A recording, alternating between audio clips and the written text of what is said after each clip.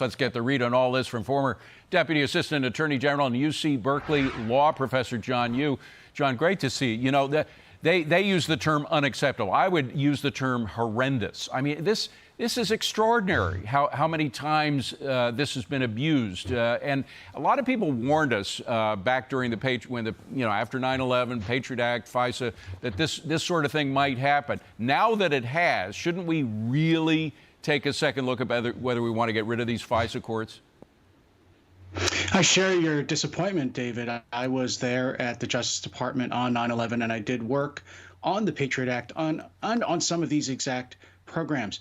There was a fundamental deal made here between the Justice Department and Congress and the American people, which was give the Justice Department and the FBI these broader search tools, which they hadn't had before, which hadn't been able to be used to stop 9/11. But the deal would be they would not be used to search for domestic crime. They would not be used to search for American citizens who had nothing to do with terrorism or foreign espionage. And it's clear here that the FBI did this. And, you know, John, let me just interrupt if I can, because I was on your side back when that debate was happening. Yeah. All my libertarian friends said invariably it is going to be used to spy on Americans, and it'll be misused because that's just the way the human condition is. And that's why we had all these checks and balances in our system that the FISA sort of jumped over.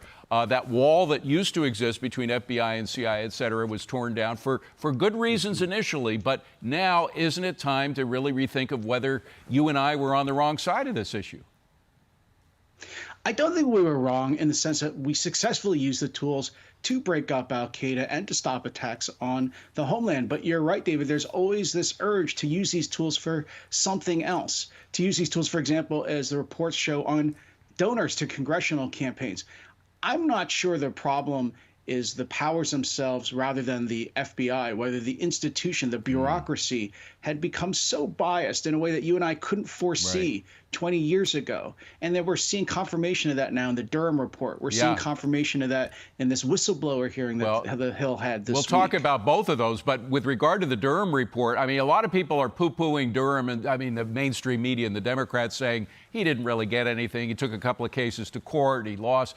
Fact is that one of the cases that was pled in that investigation was the case of Kevin Kleinsmith. He was an FBI attorney who admitted that he had been doctoring evidence to provide to the FISA courts to be able to spy on Americans. He admitted that. He pled a deal rather than plead guilty. But the fact is that there was at least one FBI attorney who willingly admitted that he'd been doctoring these reports. I mean, that shows two things. One, that we really do have to change the whole process. And two, that Durham really did get to the bottom of a lot of things in his report.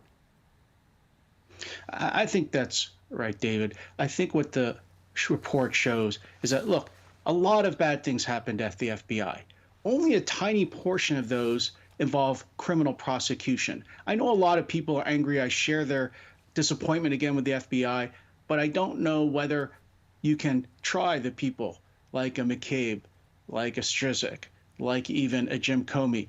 Instead, what Durham said is, I want to put all this before the American people. I want to put this all before the Congress, have hearings, cut off funding, restructure the FBI, David. You're completely right. Maybe processes have to be changed. Maybe the FBI has to be restructured in a fundamental way because maybe there's something about the bias at the very top of the leadership of the FBI that causes it, to go back to your original question, to make these mistakes or to abuse their powers again in ways we couldn't foresee. We saw the bias. We've seen FBI agents leave. Of course, the whistleblowers we'll talk about in a second. But the Wall Street Journal printed out a list of the various points that Durham brought out. His report, no basis for investigation. Not a single U.S. agency, by the way, had any evidence of collusion at the time that they came out with this whole thing. Bias, you think of Peter Strzok, Lisa Page, I mentioned Kevin Kleinsmith.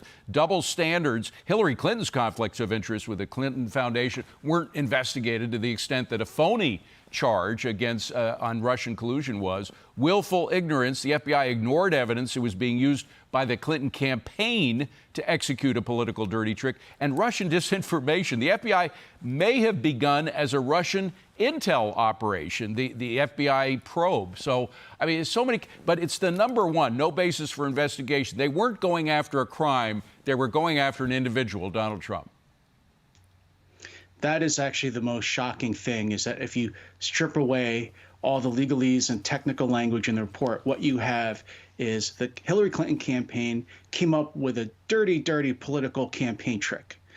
But it only got legs because they were able to convince, right, people who were of their same party, the leadership of the FBI, the leadership of the intelligence agencies under the Obama administration, under the Democratic Party, to either willingly take it or dupe them into taking it and use the vast powers of the government than to pursue the candidate of the other political party during a presidential election. That was a red line that should never have been crossed since Watergate. I just want to throw this soundbite in from the FBI whistleblower's testimony this week. And let me just roll tape and get your reaction. Go ahead.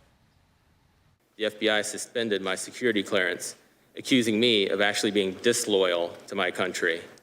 This outrageous and insulting accusation is based on unsubstantiated accusations that I hold conspiratorial views regarding the events of January 6, 2021, and that I allegedly sympathize with criminal conduct. I do not. Now, very quickly, John, one of the Democrats criticizing these whistleblowers actually had the audacity to call him or to put him in the notion that this was a racist investigation brought to black. I mean, you know, obviously it was crazy. But quickly, your reaction to this. You and I probably remember when Democrats used to like whistleblowers. Yeah. People who are in charge of leading the FBI and fixing it should welcome feedback and understand information about things that are going wrong in the agency, not dismissing it. We got to leave it at that. Good to see you, my friend. Thank you very much. I'm Steve Doocy. I'm Brian Kilmeade. And I'm Ainsley Earhart. And click here to subscribe to the Fox News YouTube page to catch our hottest interviews and most compelling analysis.